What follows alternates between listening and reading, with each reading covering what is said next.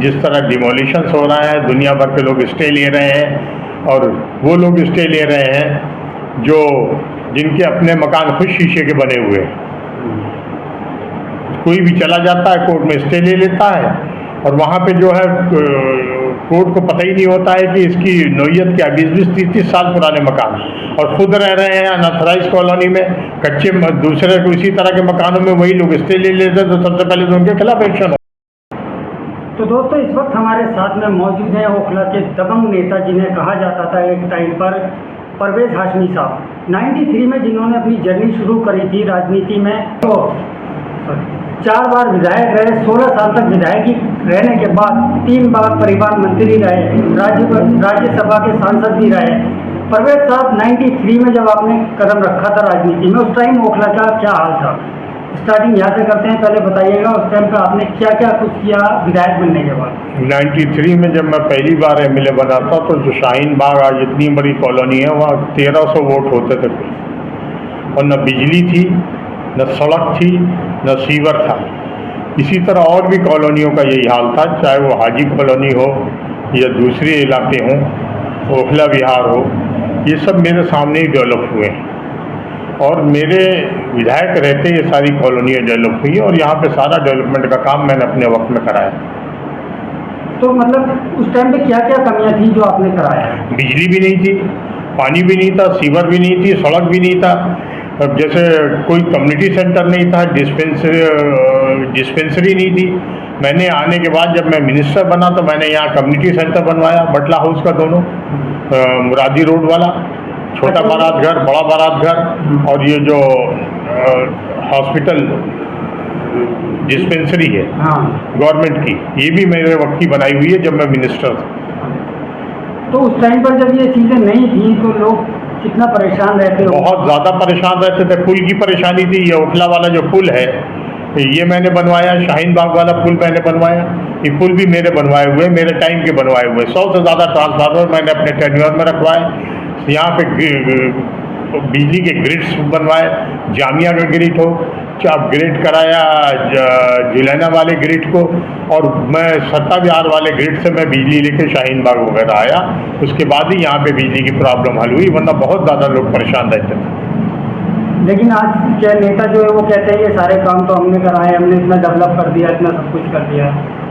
हमने नहीं तो ठीक है, कहते हैं तो उनको भी कहना चाहिए, वो लीडर हैं, अगर कहते हैं तो कोई बुराई थोड़ी उसमें कहने में, उनका फर्ज अपनी जगह। तो आवाम बताएगी किसने क्या किया, जो पुराने लोग हैं वो बताएंगे, जो आगे रहने वाले। आप लोगों को कोई एतराज़ नहीं होता ऐसे जब कोई झूठा वादा करता है, काम कोई और करता है और जो क्रेडिट कोई और दे देता है? तो ये आवाम फैसला करती है, आवाम को सब पता रहता है। मैंने तो आज तक अपना एक कहीं पे एक पत्थर नहीं लगवाया, काम सारे कराए। 60 फुट की रोड जो शाहीन बाग में थी, जो आज 20 फुट की भी नहीं रह गई, ये भी नाला पटवा के मैंने नाला बंद करा के रोड भी मेरी बनवाई हुई है। अब जो इलेक्शन गफ्फार मंजिल का रास्ता मेरा दिया हुआ है, गफ्फार मंजिल का चिल्ड्रन पार्क मेरा दिया हुआ है, हाजी कॉलोनी से गफ्फार मंजिल का जो रास्ता ये मेरा दिया हुआ है। आज जो हालात है ओखला के, लोग परेशान हैं, सड़कें खुदी पड़ी हैं, नालियाँ बह रही हैं, तो उसको लेकर क्या कहेंगे? क्या उस टाइम पे ऐसे हालात थे या अब ज़्यादा बुरा हालात है? ज़्यादा बेहतर है कि सवाल उस वक्त की आवाम से पूछे आप, वो बताएंगे कि क्या हालात रहते थे। जी सर, आपने जो बात की वो सही है। आजकल का हम लोगों ने भी सर्वे किया, हमने जो आम जनता से भी पूछा तो वो उनका जवाब ये आया है कि पहले के ज़माने में जब यहाँ पर झुग्गियाँ हुआ करती थी या उस टाइम इतना बुरा हाल नहीं था जो अब हाल हो गया, इतना बुरा हाल। क्या कहना चाहिए? बस तो इसी से अंदाज़ा लगा लीजिए कि डेवलपमेंट मेरे वक्त में हुआ। तो आपने सर इतना लेट क्यों किया आने में, राजनीति में वापस आने में? आपने देखा इतने साल गुजर गए, ओखला मतलब इतने गड्ढे में चला गया। और क्यों? पिछली बार मैं इलेक्शन लड़ा, हार गया, लेट कहाँ हुआ? पिछली बार भी तो इलेक्शन लड़ा, आवाम ने मुझे नहीं आए थे सर आप सामने, खुल के सामने नहीं आए थे, जैसे ना कुछ इंटरव्यू था, ना पोस्टर थे, ना कुछ थे। क्यों? पिछली बार इलेक्शन में सब कुछ था और पोस्टर से इलेक्शन नहीं जीता जाता है, आवाम के दिल से इलेक्शन जीते जाते हैं। आवाम के दिल में अगर जगह है तब इलेक्शन जीतेंगे, नहीं है तो नहीं जीतेंगे। पिछली बार जो है वो शाहीन बाग वाला इशू ऐसा हो गया कि इलेक्शन पोलराइज हो गया और मैं क्या दिल्ली में 68 सीटों पे कांग्रेस की जमानत जब्त हो गई। सर कहीं ना कहीं हार का रीज़न क्या था पिछले साल? CA NRC का जो मूवमेंट था वो हार का रीज़न था, और दिल्ली में लोगों ने जो है वो communal force versus secular force, secular Kejriwal को समझ लिया, जो बिल्कुल सेकुलर नहीं है। अच्छा, अगर आप जीत जाते हैं इस बार, विधायक बन जाते हैं दोबारा से आप, तो क्या शुरुआत करेंगे बदलाव ओखला में को सारे?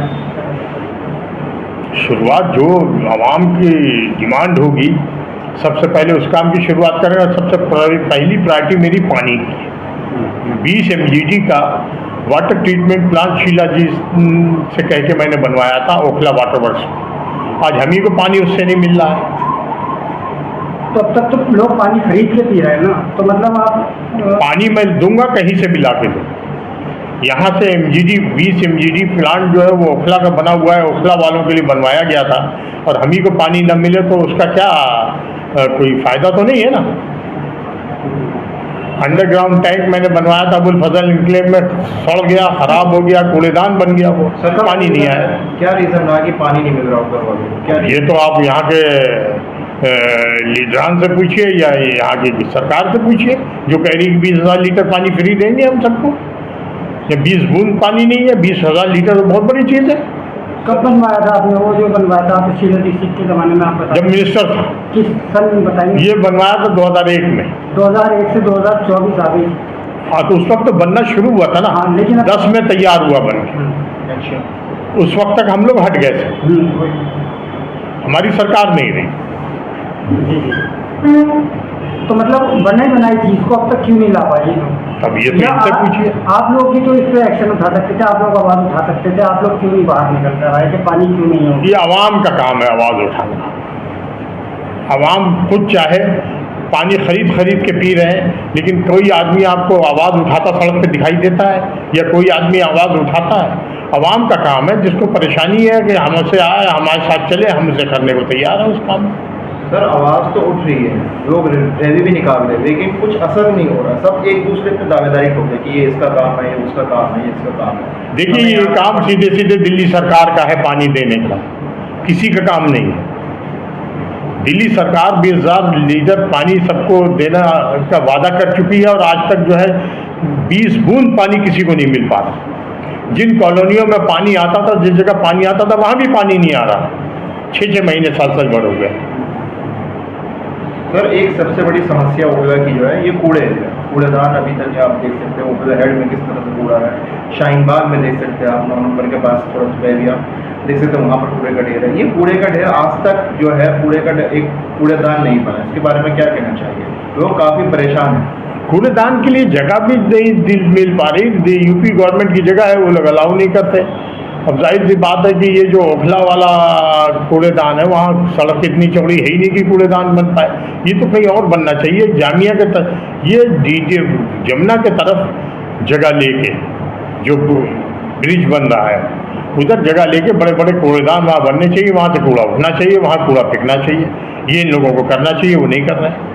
अब कूड़ेदान की वजह से काफ़ी रोड में जाम होता है, रश होता था, और जब बारिश होती है वो कूड़ा सारा इस साइड आता है रोड में, जिससे वजह से काफ़ी एक्सीडेंट वगैरह होता है। वही तो मैं आपसे कह रहा हूँ, वही बात तो आपसे कह रहा हूँ कि ये अगर कूड़ेदान उधर जमुना की तरफ जगह लेके दुनिया भर के घेर के तो कर रहे हैं, और जो ज़रूरत की चीज़ें हैं वो नहीं कर रहे हैं।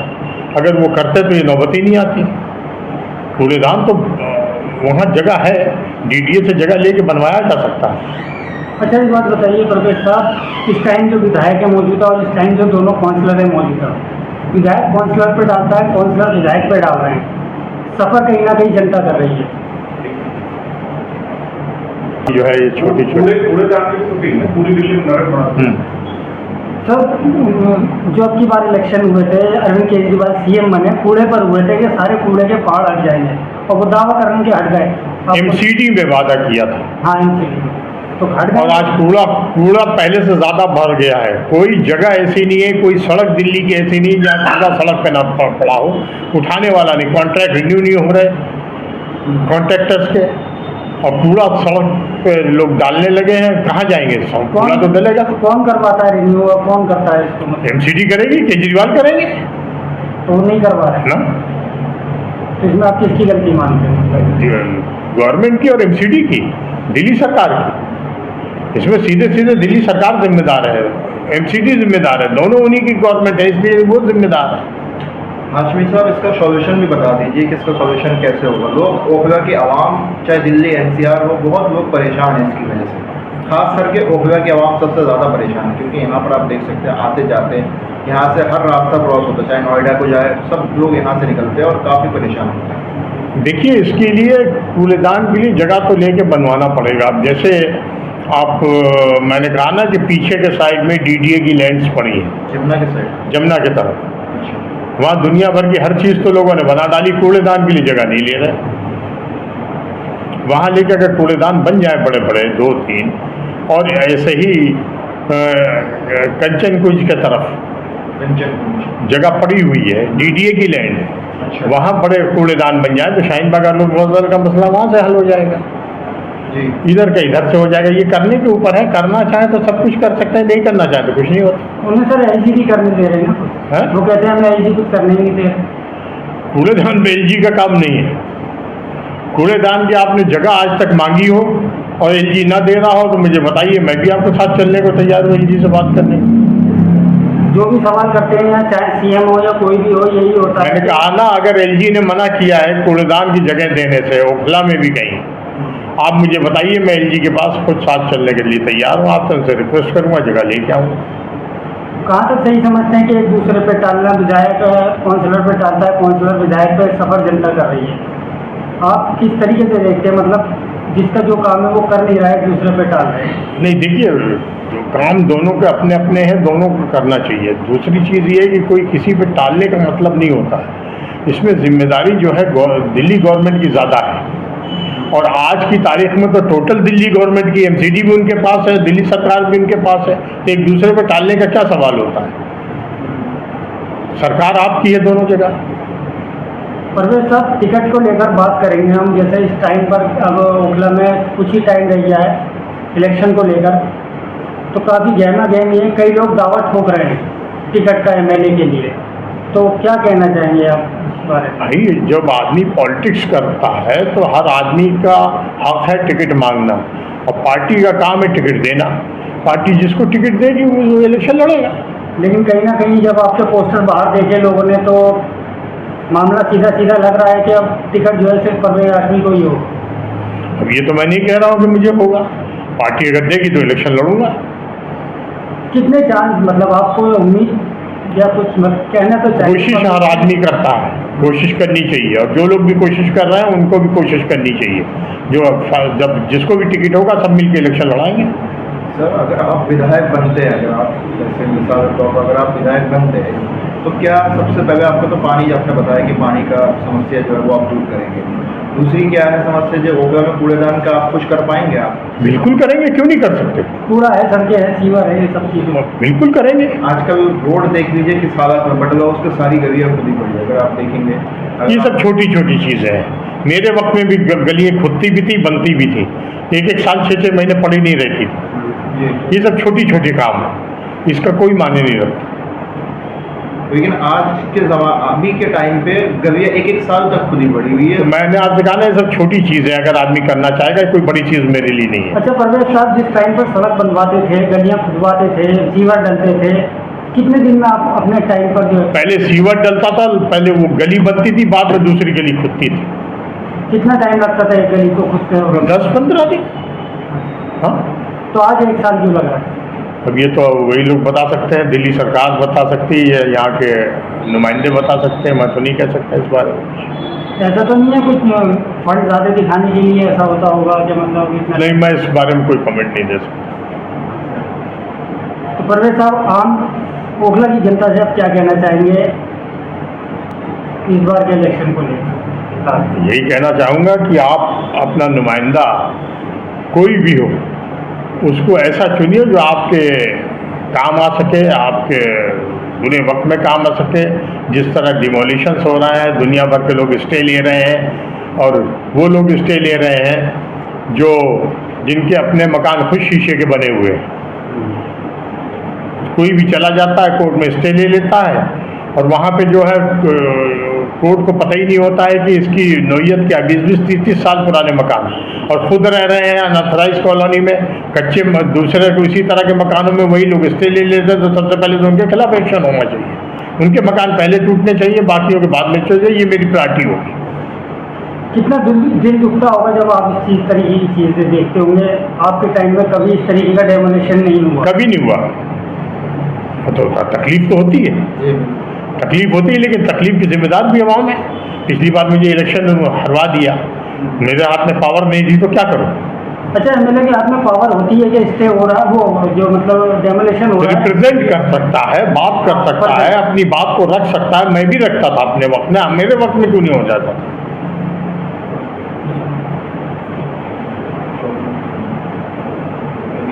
तो सर डेमोलेशन अगर आप एमएलए बनते हैं तो इस पर कहाँ तक कार्रवाई करेंगे? आपने बात की गलत डेमोलिशन नहीं होने दें, जैसे पहले नहीं होने देता, और जो स्टे माफिया है इनका इलाज कर दूँ।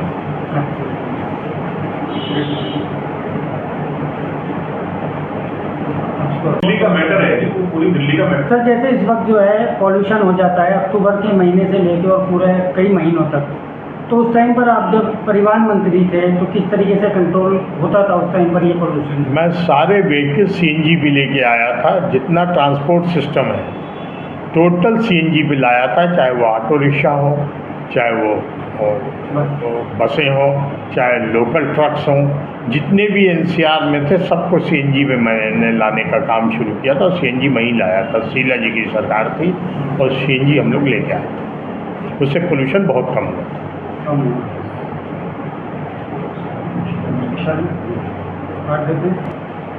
ट्रैफिक बहुत हो रहा है, लोग ट्रैफिक के हायर ऑफिसर से बात करके उसका कोई ना कोई इलाज करूंगा, पहले भी तो करता था। ये जो डिवाइडर अब लगा दिए गए हैं, क्या आपको लगता है बटला हाउस तक जो डिवाइडर है वो गलत लगा हुआ है? यहाँ पे सिग्नल लगने चाहिए, और अगर रूल्स को लोग फॉलो नहीं करते तो आप पुलिस वाले खड़े कीजिए, उनका चालान काटे, अपने आप रूल फॉलो करेंगे और घर पे भेज दीजिए। बहस करने की ज़रूरत ही नहीं है, एक दो बार चालान कटेगा, सब रूल्स को फॉलो करने लगेंगे। ये डिवाइडर गलत लगे हुए हैं, यहाँ पे रेड लाइट होनी चाहिए, 2 रेड लाइट लग जाए तो ट्रैफिक का मसला काफ़ी हद तक आसान हो जाए। इस डिवाइडर से सर ओखला मार्केट बर्बाद हो, इसीलिए कह रहा हूँ एक रेड लाइट तो यहीं सबसे पहले लगनी चाहिए। मैं लगवाऊंगा, हो गया तो बिल्कुल करा दूंगा, कोई बड़ी चीज़ नहीं। डिवाइडर हटवा देंगे जैसे बिल्कुल, और स्मूथ ट्रैफिक होगा। रेड लाइट्स इसका सोल्यूशन है। सर आखिर में यही पूछना चाहेंगे बस टिकट को लेकर के कितनी उम्मीद हम रखें, पब्लिक को बताएं कि परवेज हाशमी दोबारा वापस आ रहे हैं ओखला? अब ये तो पार्टी डिसाइड करे कि हम आ रहे हैं वापस, बिल्कुल आ रहे हैं, हम तैयार हैं दोबारा से सेवा करने की। बिल्कुल।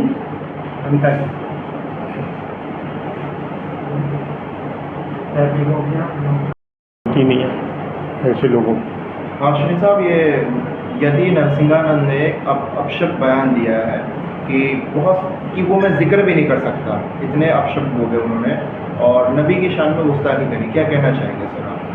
बड़े अफसोस की बात है और ये चिंताजनक बात है कि इस तरह से लोग बयान खुलेआम देते हैं, हमारे नबी की शान में गुस्ताखी करते हैं, और होम मिनिस्ट्री को तो उनके खिलाफ एक्शन लेना चाहिए, उन्हें गिरफ्तार करके जेल में डाल देना चाहिए। सर पहले भी इस तरीके से बयान हुआ है, FIR होती है, लेकिन कुछ नहीं होता ना, तो अब नहीं होता तो इसका जवाब देखिए, ये तो गवर्नमेंट का काम है ना, सेंट्रल गवर्नमेंट का काम है, उनको इसके खिलाफ एक्शन लेना चाहिए। और इस तरह के बयान अगर आते रहेंगे तो अगर उनके तरफ से बयान आएंगे तो हमारे लोगों की तरफ से भी अगर इस तरह के बयान आएंगे तो इसका मतलब तो ये कि भड़काने वाली बात को आप करना चाहते हैं, आप खुद ही चाहते हैं कि दंगे फसाद हो इस देश के अंदर। आपने वो वीडियो देखी होगी तो परवेज साहब मतलब क्या ठेस पहुंची होगी देखकर? तो तकलीफ हुई, तभी मैं कह रहा हूँ कि जब आप इस तरह के बयानों के खिलाफ एक्शन नहीं लेंगे और उसके खिलाफ FIR नहीं दर्ज करेंगे, उसको जेल नहीं भेजेंगे, तो दूसरे मज़हब के लोग भी अगर आपके मज़हब के देवी देवताओं के बारे में इस तरह की बात कहेंगे तो आपको क्या तकलीफ नहीं पहुँचेगी? इसका मतलब आप तो डिवाइड एंड रूल वाली पॉलिसी करना चाहते हैं, जो कि गलत है इस देश के अंदर। भाईचारगी ख़त्म होती है इससे।